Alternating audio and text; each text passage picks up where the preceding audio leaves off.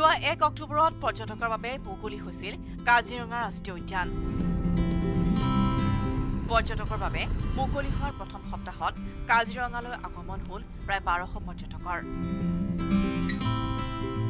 কাজিৰঙা ৰাষ্ট্ৰীয় উদ্যানৰ সঞ্চালক পি শিৱকুমাৰে প্ৰকাশ কৰা মতে কাজিৰঙা ৰাষ্ট্ৰীয় উদ্যানৰ ইতিহাসত দ্বিতীয়বাৰৰ বাবে 1 অক্টোবৰত পৰ্যটকৰ বাবে মুকলি কৰা হৈছিল উদ্যানখন। যদিও সাধাৰণতে 15 অক্টোবৰৰ পিছতহে কাজিৰঙালৈ পৰ্যটকৰ আগমন হয়, এইবাৰ কিন্তু মুকলিৰ পিছতেই আশানুৰূপ সঁহাৰি লাভ কৰিছে উদ্যান কৰ্তৃপক্ষই। আনহাতে অহা 1 নৱেম্বৰৰ পৰা ৰাষ্ট্ৰীয় উদ্যানখনত আৰম্ভ হ'ব হাতী ছাফাৰী। কহৰা বনাঞ্চলত 12টা বিভাগীয় হাতীৰ জৰিয়তে পৰ্যটকক হাতী ছাফাৰীৰ ব্যৱস্থা কৰাৰ বিপৰীতে বাগৰি বনাঞ্চলত ব্যক্তিগত হাতীৰে পৰ্যটকে কৰিব পাৰিব হাতী ছাফাৰী।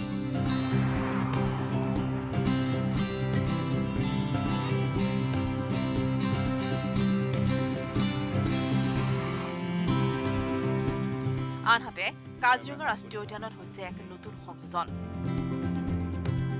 শীঘ্ৰে পৰ্যটকৰ বাবে মুকলি হ'ব এলিফেণ্ট ফিডিং চেণ্টাৰ।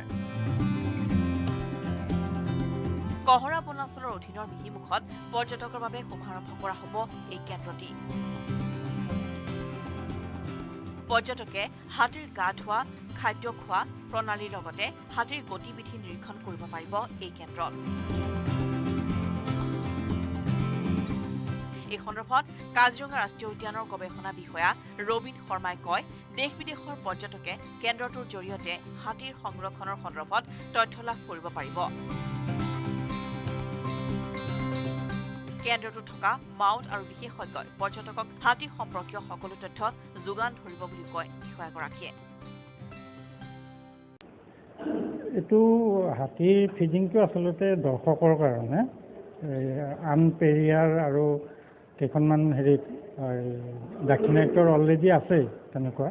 তাৰ মেইন উদ্দেশ্যটো হৈছে কি, হাতীৰ বিষয়ে এই যে টুৰিষ্টবিলাক আহিব, তেওঁলোকক হাতীৰ সম্পৰ্কে, হাতীৰ মানে সংৰক্ষণৰ সম্পৰ্কে এই ক্ষেত্ৰত সজাগ কৰিব। লগতে তেওঁলোকে মানে ফিডিংটো এটা মানে এই এটা আহিলে মানে এই যে সজাগ কৰিবৰ কাৰণে যিখিনি মানুহ আহিব সেইখিনিক মানে হাতী তেওঁলোকে খাওঁতে তাতে মাউত আৰু বিশেষজ্ঞবিলাক কিছুমান অনবৰতে থাকিব আৰু তেওঁলোকে হাতীৰ সম্পৰ্কে এই টুৰিষ্টক সেইখিনি ক'ব। গতিকে এইকেইদিনৰ ভিতৰতে আমাৰ আৰু এসপ্তাহমানৰ ভিতৰতে এইটো কমপ্লিট হৈ উঠিব এই গোটেই ব্যৱস্থাটো। আৰু তাৰে ফলত যিমানখিনি টুৰিষ্ট আহে সেইখিনি সকলোৱে হাতীৰ বিষয়ে জনাৰ এটা ভাল সুযোগ এটা পাব। অসমৰ ভিতৰত প্ৰথম।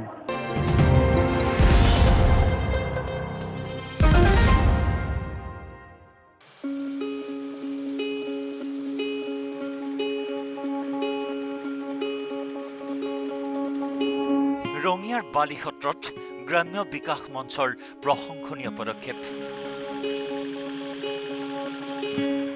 কোভিড সৃষ্ট পৰিৱেশে জুৰুলা কৰা 25খন গাঁৱৰ মহিলাক বিনামূলীয়াকৈ যোগান ধৰিছে চিলাই মেচিন। কামৰূপ জিলাৰ 25খন গাঁৱৰ 25গৰাকী মহিলাক নিৰ্বাচিত কৰি বিতৰণ কৰিছে চিলাই মেচিন। গ্ৰাম্য বিকাশ মঞ্চ নামৰ স্বেচ্ছাসেৱী বেচৰকাৰী অনুষ্ঠানটোৱে এখন গাঁৱৰ এগৰাকী মহিলাক নিৰ্বাচিত কৰি মুঠ 25গৰাকী মহিলাক 9 দিন প্ৰশিক্ষণ দিছে।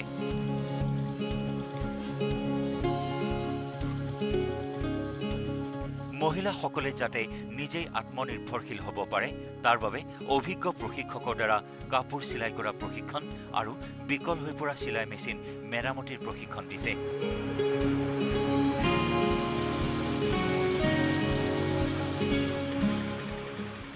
আজি যোৱা 2 বছৰ ধৰি কোভিডত যিমানখিনি কষ্ট পাই আছিলোঁ তাৰ কাৰণে আমাক এতিয়া গ্ৰাম্য বিকাশ মঞ্চৰ লগতে আমাৰ উষা আৰু চিডবি গ্ৰাম্য বিকাশ মঞ্চ আৰু বালিসত্ৰ গাঁৱৰ আঞ্চলিক ক্ৰীড়া সন্থাই আমাক যিটো পদক্ষেপ লৈ আমাক আগুৱাই নিবলৈ বিচাৰিছে তাৰ কাৰণে আমি সদায় চিৰকৃতজ্ঞ, কাৰণ তেখেতসকলে আমাক 25খন গাঁৱৰ 25জনী মহিলাক যিদৰে 9দিনীয়া ট্ৰেইনিং দি আমাক চিলাই মেচিনৰ ওপৰত যিখিনি প্ৰশিক্ষণ দিলে সঁচা আমি সৌভাগ্যৱান। কিয় সৌভাগ্যৱান? আমি এনেকৈ এটকা খৰচ নকৰাকৈ ক'তো এনেকুৱা অনুষ্ঠান উপভোগ কৰিব নাপাওঁ বা শিকি আহিব নোৱাৰোঁ।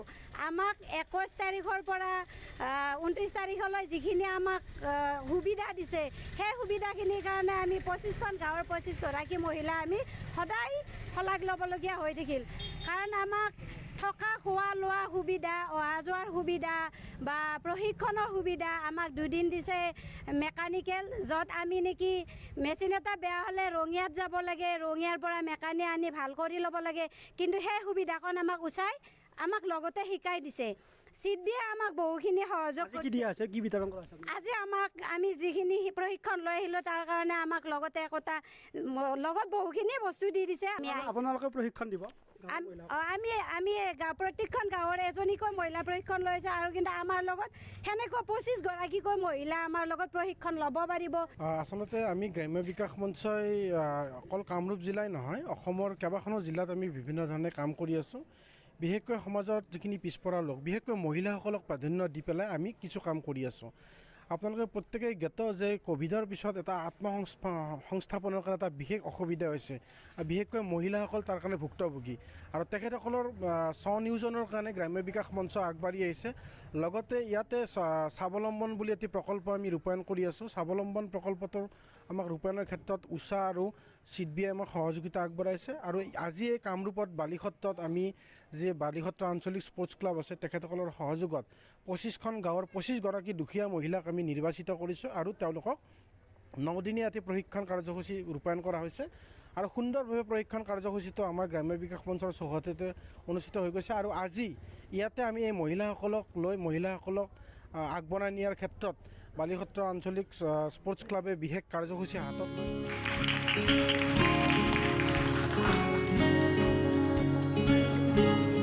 লগতে প্ৰশিক্ষণ গ্ৰহণ কৰিবলৈ যোৱা মহিলাসকলৰ খোৱা লোৱা আৰু অহা যোৱাৰ বিনামূলীয়াকৈ ব্যৱস্থাও কৰি দিছে গ্ৰাম্য বিকাশ মঞ্চই। প্ৰশিক্ষণৰ অন্তত প্ৰত্যেকগৰাকী মহিলাকে এটি চিলাই মেচিন আৰু এখন প্ৰমাণপত্ৰ বিতৰণ কৰা হৈছে। ইফালে প্ৰশিক্ষণ গ্ৰহণ কৰা এই মহিলাসকলে নিজৰ নিজৰ গাঁৱত 25গৰাকীকৈ দৰিদ্ৰ মহিলাক কাপোৰ চিলাই কৰাৰ প্ৰশিক্ষণ দিব।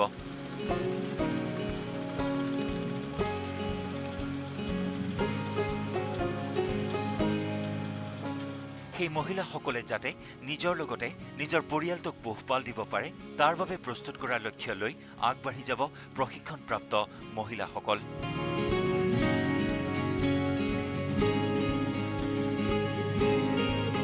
গ্ৰাম্য বিকাশ মঞ্চৰ এনে পদক্ষেপক সকলোৱে শলাগ লৈছে।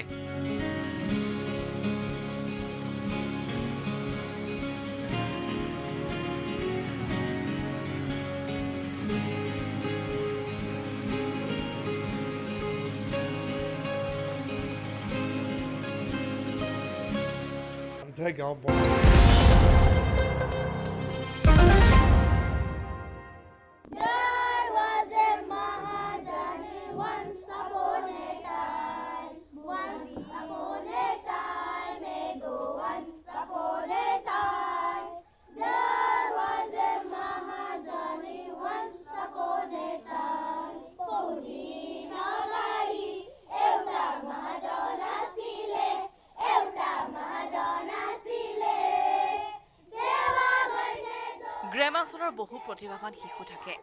সেই শিশুসকলক বিভিন্ন সময়ত বিশেষভাৱে আগুৱাই যাবলৈ সুবিধা দিয়া নহয় বা সুবিধা নাপায়। ফলত তেওঁলোকৰ প্ৰতিভাসমূহ কলিতেই মৰহি যোৱাৰ উপক্ৰম হয়।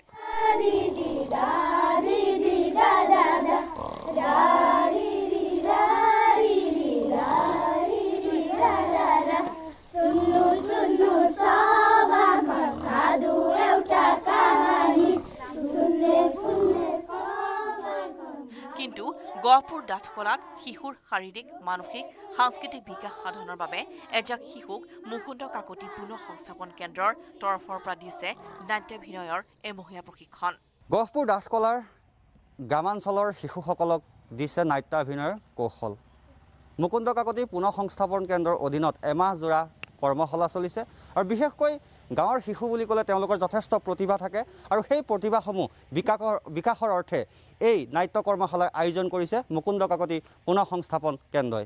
मैले एकछिन आँखा बन्द गरेर थिएँ एकछिन आँखा बन्द गरेर थिएँ लुङ्गी नाच्न थालेका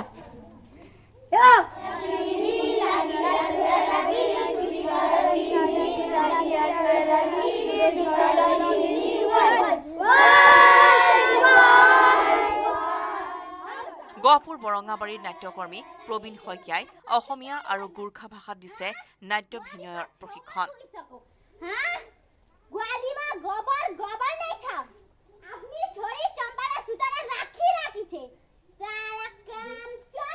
বিশেষকৈ অসমত নেপালী ভাষাত নাটক একেবাৰে হোৱা নাই, খুব কম পৰিমাণে হৈছে যদিও আধুনিক চিন্তা চৰ্চাৰে তেনেকুৱা নাটকৰ চৰ্চা নাই আৰু আমাৰ গহপুৰ অঞ্চলতো হোৱাই নাই বুলিব পাৰি। আৰু এইবাৰ আমি লক্ষ্মণ প্ৰধানক লগ পাই আমি ইয়াতে ডাঠকলা অঞ্চলত আমি তেনেকৈ এটা প্ৰচেষ্টা অব্যাহত ৰাখিছোঁ আৰু এইবাৰ আমাৰ যিখন নাটক কৰিবলৈ লৈছোঁ লক্ষ্মীনাথ বেজবৰুৱাৰ বুঢ়ী আইৰ সাধুকথাৰ চম্পাৱতীৰ সাধু আমি নেপালী ভাষাত কৰিবলৈ লৈছোঁ, যদিও অসমীয়া ভাষা তাত ব্যৱহাৰ কৰিছোঁ কিছুমান ক্ষেত্ৰত। আমাৰ যিসকল ল'ৰা ছোৱালী আছে গাঁৱতে আচলতে আচল প্ৰতিভাবিলাক লুকাই থাকে। আমি যদি লক্ষ্য কৰোঁ তেতিয়া অসমৰ বিভিন্ন ঠাইত থকা মানুহবিলাক বিখ্যাত মানুহবিলাক একেবাৰে গাঁৱৰ ভিতৰৰ পৰা যোৱা, তেওঁলোকৰ লগত গাঁৱৰ মাটি পানী সকলো ধৰণৰ কথা তেওঁলোকৰ লগত জড়িত হৈ থাকে, ভিতৰত সোমাই থাকে কিন্তু স্ক'পৰ অভাৱ থাকে বা তেনেকুৱা ধৰণৰ মানুহ নাপায়। আমি সেই কথাটোক অতি গুৰুত্ব দিছোঁ যাতে গাঁৱৰ এই সকলো ল'ৰা ছোৱালীয়ে তেনেকুৱা ধৰণৰ স্ক'প পাওক, তেনেকুৱা এটা প্লেটফৰ্ম পাওক আৰু সেই উদ্দেশ্যই সেই মহান উদ্দেশ্য আগত ৰাখি আমি এই প্ৰচেষ্টা অব্যাহত তেওঁলোকৰ যথেষ্ট উৎসাহ। ভাল লাগে যে আমি এমাহ মাত্ৰ লগ পাইছোঁ, এনেকুৱা লাগে যেন তেওঁলোকক আজিৰ পৰা 20 বছৰ বা 10 বছৰ আগতেই লগ পাইছোঁ, তেনেকুৱা সম্পৰ্ক গঢ় লৈ উঠিছে। অৰ্থাৎ তেওঁলোকে ইতিমধ্যে দেখিছে অলপ কৰিবলৈ আৰম্ভ কৰিছে আৰু বিভিন্ন সমস্যা থাকে এনেকুৱা গাঁৱত কাম কৰিবৰ কাৰণে। আমি যেতিয়া ৰিহাৰ্চেল কৰিবলৈ ইয়ালৈ আহিছোঁ বা আমি যেতিয়া ৱৰ্কশ্বপটো আৰম্ভ কৰিছোঁ এখন স্কুলত, তেতিয়া ইয়াৰ মানুহখিনিয়ে এই অঞ্চলৰ মানুহখিনিয়ে বা তাৰ শিক্ষকসকলে এইটো যে তাৰ গুৰুত্ব আছে তেওঁলোকৰ বিকাশৰ ক্ষেত্ৰত গমেই পোৱা নাই। তাত আমাৰ ৰিহাৰ্চেলটো বন্ধ কৰি দিছে। ছাত্ৰ ছাত্ৰীসকলক যে শিকাইছে ভৱিষ্যতে তেওঁলোকক ক'ত প্ৰদৰ্শনৰ ব্যৱস্থা কৰিব? হয়তো আমি চিন্তা কৰিছোঁ, আমি কেইবাটাও জেগাত আমি প্ৰদৰ্শনৰ ব্যৱস্থা কৰিছোঁ। আমাৰ যিহেতু এখন অৰণ্যত জংগল থিয়েটাৰ ফেষ্টিভেল হয় প্ৰতি বছৰে, তাতো এইবাৰ হ'বই এখন নাটক নেপালী ভাষাত, এখন প্ৰথমবাৰৰ কাৰণে হ'ব। এই ক্ষেত্ৰত বিশেষ উদ্যোগ লৈছে গহপুৰৰ লক্ষ্মণ প্ৰধান আৰু কামনা প্ৰধানে। লক্ষ্মীনাথ বেজবৰুৱাৰ বুঢ়ী আইৰ সাধুৰ চম্পাৱতী কাহিনীটো শিশুসকলৰ মাজত উপস্থাপনৰ চেষ্টা কৰিছে নাট্যকৰ্মী প্ৰবীণ শইকীয়াই।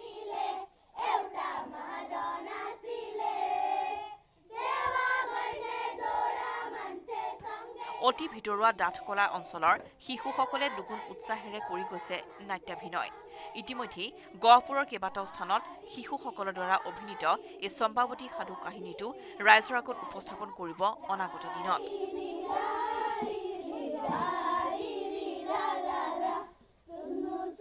গ্ৰামাঞ্চলৰ শিশুসকলক সাংস্কৃতিক দিশত এনেদৰে আগুৱাই লৈ যাবলৈ চেষ্টা কৰা মুকুন্দ কাকতি পুনৰ সংস্থাপন কেন্দ্ৰৰ উদ্যোগক বিশেষভাৱে শলাগ লৈছে অঞ্চলবাসীয়ে। এইটো আমাৰ মুকুন্দ কাকতি ৰিহেবিলিটেশ্যন চেণ্টাৰ এটা NGO আৰু এই NGOয়ে আমাৰ গ্ৰামাঞ্চলত বিভিন্ন ঠাইত আমি সৰু সৰু ল'ৰা ছোৱালীক প্ৰতিভা বিকাশৰ কাৰণে যিটো মানসিক বৌদ্ধিক শাৰীৰিক বিকাশৰ কাৰণে বিভিন্ন প্ৰগ্ৰেম আমি কৰি থাকোঁ আৰু সেই প্ৰচেষ্টাতে এবাৰ আমি ডাঠকলাত আমাৰ বিভিন্ন ল'ৰা ছোৱালী অঞ্চলৰ পৰা একাঠাইত জমা কৰি তেওঁলোকৰ শাৰীৰিক মানসিক আৰু বৌদ্ধিক বিকাশৰ কাৰণে আমাৰ বৰিষ্ঠ নাট্যকাৰ প্ৰবীণ শইকীয়াৰ নেতৃত্বত তেখেতৰ নেতৃত্বত আমি তেওঁলোকক নাটকৰ একমহীয়া প্ৰশিক্ষণ দিছোঁ যাতে তেওঁলোকে অনাগত দিনত নাটকৰ বিভিন্ন প্ৰয়োগৰ ওপৰত জ্ঞান পাব পাৰে। সেইটোৱে আমাৰ প্ৰচেষ্টা।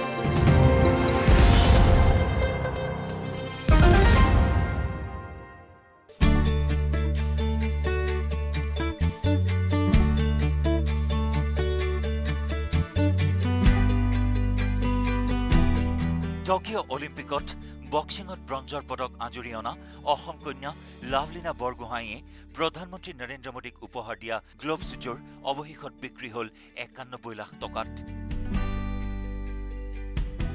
কেন্দ্ৰীয় চৰকাৰৰে আৰম্ভ কৰা নিলামত দেশলৈ ব্ৰঞ্জ কঢ়িয়াই অনা এই ক্ৰীড়া সামগ্ৰীবিধ বিক্ৰী হ'ল 91 লাখ টকাত। লাভলীনাৰ গ্লভছৰ বেছ প্ৰাইচ আছিল 80 লাখ টকা। নিলামত সৰ্বাধিক মূল্য আহৰণ কৰিলে নীৰজ চোপ্ৰাৰ স্বৰ্ণজয়ী জাথিডালে। বিক্ৰী হ'ল 1,50,00,000 টকাত। জেভলিনডালৰ বেছ প্ৰাইচ আছিল 1 কোটি টকা। উল্লেখযোগ্য যে যোৱা 17 ছেপ্টেম্বৰত প্ৰধানমন্ত্ৰী নৰেন্দ্ৰ মোদীৰ উপজাদিনৰ দিনাৰ পৰাই কেন্দ্ৰীয় চৰকাৰে প্ৰধানমন্ত্ৰীয়ে বিভিন্ন সময়ত লাভ কৰা উপহাৰসমূহ নিলামৰ কাৰণে এৰিছিল। নিলামৰ কাৰণে চয়ন কৰা 1,348টা সামগ্ৰীৰ ভিতৰত আছিল টকিঅ' অলিম্পিক আৰু পেৰা অলিম্পিকত পদক লাভ কৰা খেলুৱৈসকলৰ ক্ৰীড়া সামগ্ৰীসমূহ। স্বৰ্ণজয়ী সুমিত এণ্টিলৰ জেভলিনডালেও 1,02,00,000 টকাত বিক্ৰী হয়। এই নিলামৰ অন্ত পৰে যোৱা 7 অক্টোবৰত। ইণ্টাৰনেটৰ মাধ্যমেৰে চলোৱা এই নিলামত সংগ্ৰহ হোৱা ধনৰাশি নমামি গংগা প্ৰকল্পত ব্যৱহাৰ কৰা হ'ব।